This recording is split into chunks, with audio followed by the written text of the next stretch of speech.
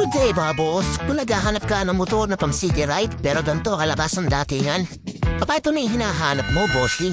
Ito nga pala ang FKM MTX 180. Ang bagay na nito ay naka-single cylinder, single overhead cam, 4 valves at liquid cooled na ang cooling system nito. May maximum horsepower na 13.6 kilowatts at 8,500 RPM. At may max torque na 17 Newton meter at 6,500 RPM. Naka-EFI fuel system at may 9 liters fuel capacity.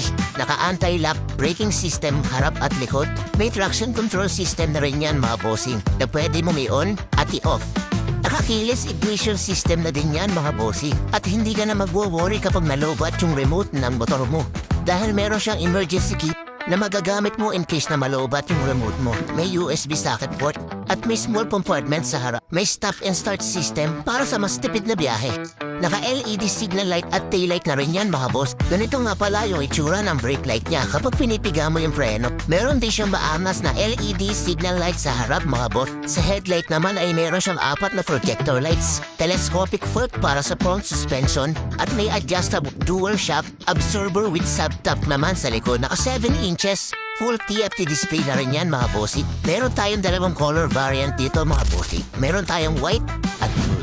Kahalagang 138,000 pesos, kakaroon ka na ng ganito kalakas at maporma na motor.